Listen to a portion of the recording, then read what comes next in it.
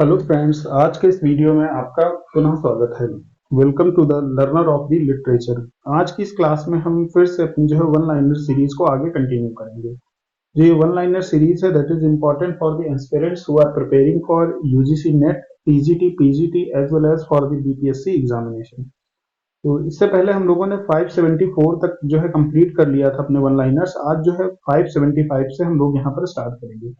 तो देखिए, सबसे पहले जो आपका 575 में जो है आज की वीडियो का जो पहला वन लाइनर है वो क्या लिखा है। Mask is a combination of music, song, dance, poetic drama, costume and stage effect effect performed in court. मतलब जो मास्क होता है वो किन किन चीजों का कॉम्बिनेशन होता है। तो it is a combination of music, song, dance, poetic drama, costume and stage effect.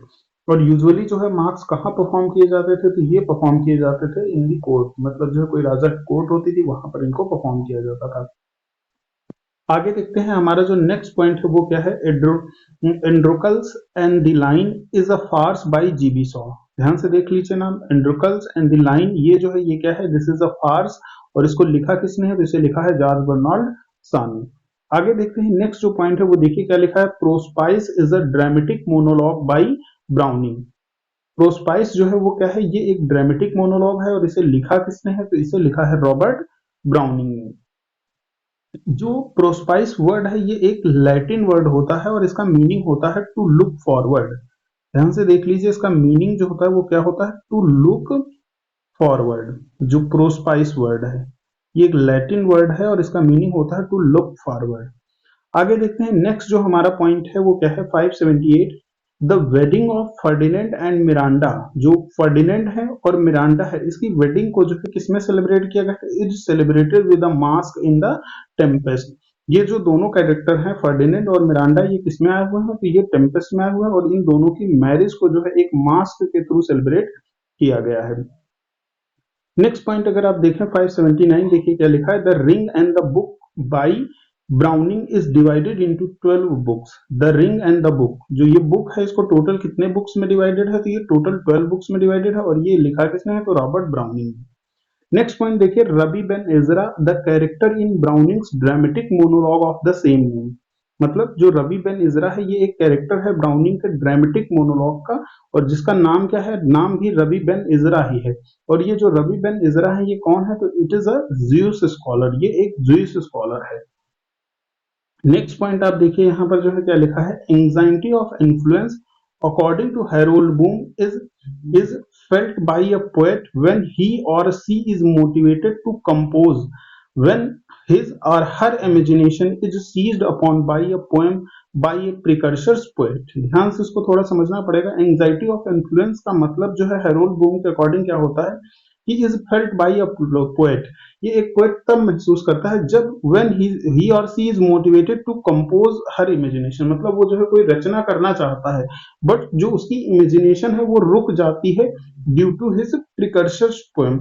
मतलब seized upon by a poem by a precursor poet, जो उससे पहले कोई पोएट हुआ है उसकी पोएम की वजह से जो उसकी इमेजिनेशन है वो रुक जाती है। तो इसे बोला जाता है anxiety of influence according to Harold Bloom. Next देखिए यहाँ पर 582 क्या लिखा है। Historiography the writing of history studies the process by which historical knowledge is obtained and transmitted. मतलब हिस्टोरियोग्राफी है जिसको राइटिंग ऑफ हिस्ट्री बोलते हैं, studies the process by which the historical knowledge is obtained. मतलब जिससे जो है हिस्टोरिकल जो ऐतिहासिक ज्ञान है वो प्राप्त किया जाता है और उसको जो है ट्रांसमिट किया जाता है।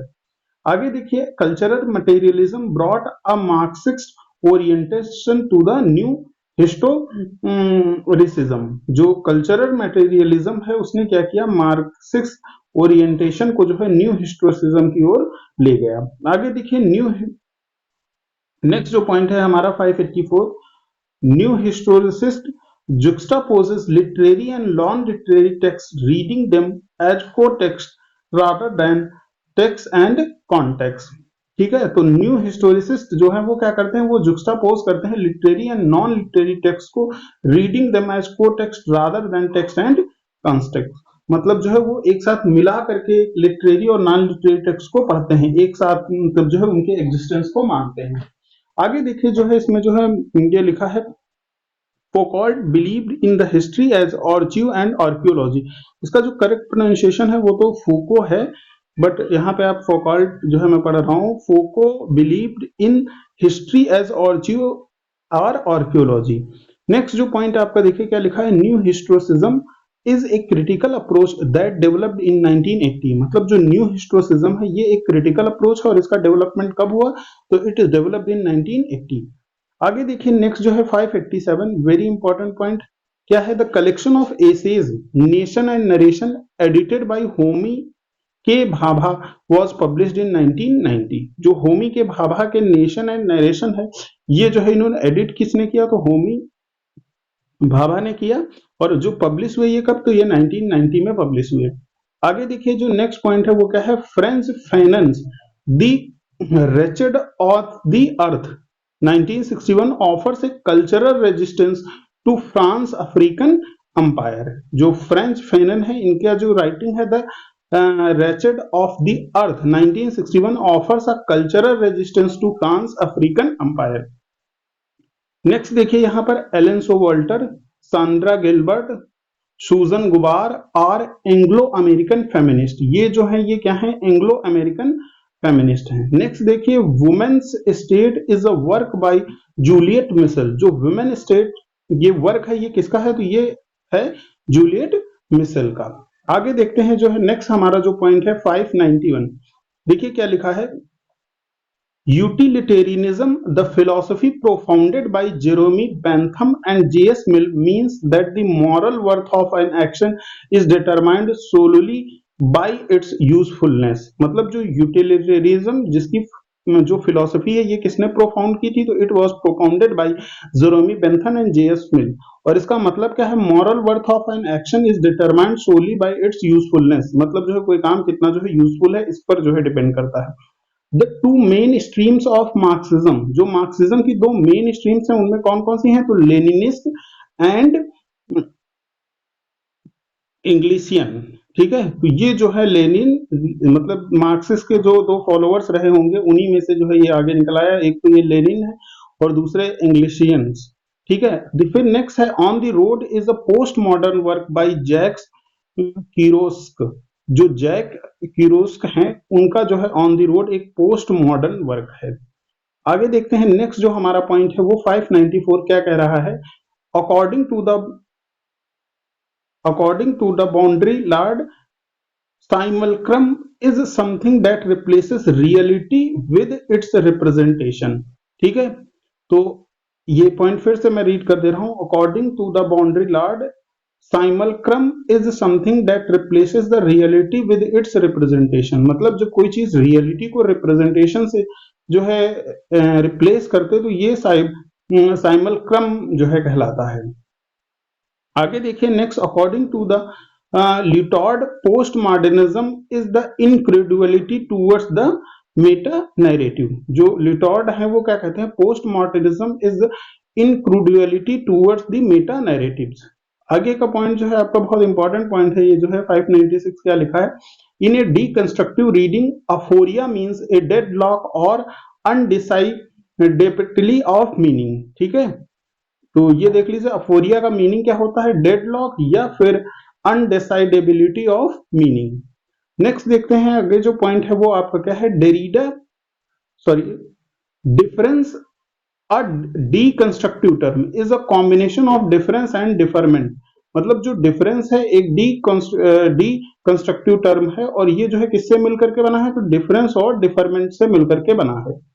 नेक्स्ट देखिए आपका पॉइंट 598, इसमें क्या है, Derrida criticized western culture as inherently logocentric. जो डेरिडा है उन्होंने जो है वेस्टर्न कल्चर को जो है क्या कह करके जो है क्रिटिक किया था कि that it is a logocentric. Next point आप देखिए यहाँ पर, structure sign and play in the discourse of human sciences was a paper presented by Derrida in 1966। Structure sign and play in the discourse of human science, ये जो है एक letter है जो इसको ये पेपर है ये प्रेजेंट किया था किसने, डेरिडा ने 1966 में। नेक्स्ट जो पॉइंट देखिए आपका 600 क्या है, Eliot's the function of criticism is a reply to Middleton Murry's critique of T.S. Eliot in his essay romanticism and the tradition, जो मतलब जो है पहले मिडल्टन मुरे ने जो है एक ऐसे लिखा जिसका नाम था romanticism and tradition.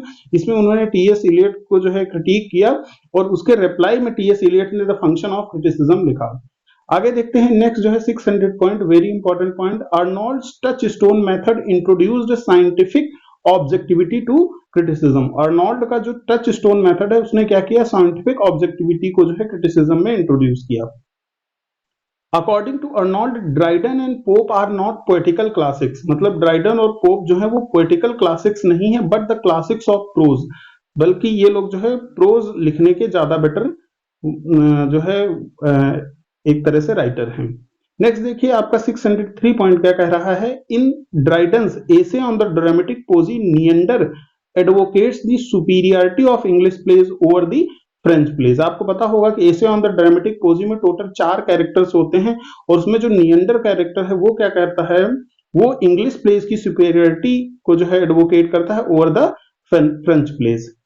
Next 604 point यहां पर देखिए। In Dryden's of dramatic poesy Neander says I admire him but I love Shakespeare, मतलब जो है यहाँ पे नियंडर क्या कह रहा है कि आई एडमायर हिम, हिम जो है वो डॉक्टर जॉनसन के लिए यूज हुआ है, बट आई लव शेक्सपियर, लेकिन मैं प्यार किससे करता हूं तो शेक्सपियर से करता हूं। अब आज के इस वीडियो का हमारा जो है ये आखिरी पॉइंट होगा 605। देखिए क्या लिखा है। According to Sidney the 3 kinds of poetry are religious, philosophical and right or true kind of poetry, only the last is creative। जो सिडनी है वो क्या कह रहे हैं, the 3 kinds of poetry are religious, philosophical and right or true kind of poetry, और जो सबसे लास्ट वाली होती है वही only the last is creative, जो right या true kind of poetry है यही केवल क्रिएटिव होती है। ये बात जो है फिलिप सिडनी ने बोली थी। तो ये आज जो है आज के इस वीडियो को हम लोग यहीं तक रखेंगे। टोटल 605 हो गए हैं। आगे के वीडियोस में आपको जो है ऐसे ही ये वन लाइनर्स मिलते रहेंगे जब तक कि ये टोटल 1000 जो है कंप्लीट नहीं हो जाते हैं। तो जो दूसरे वीडियोस भी जो है हमारे पड़े हुए हैं वन लाइनर सीरीज के, उनको भी आप देखिए और इसको जो है मैंने पूरी प्लेलिस्ट बना दी है, आप वो एक साथ जो है सारे जो है देख सकते हैं कंटिन्यूएशन में। अगर आपको जो है ये वीडियोस पसंद आ रहे हैं then please like share and subscribe the learner of the literature. और ठीक है, अब हम आपको मिलते हैं नेक्स्ट वीडियो में। Thank you very much.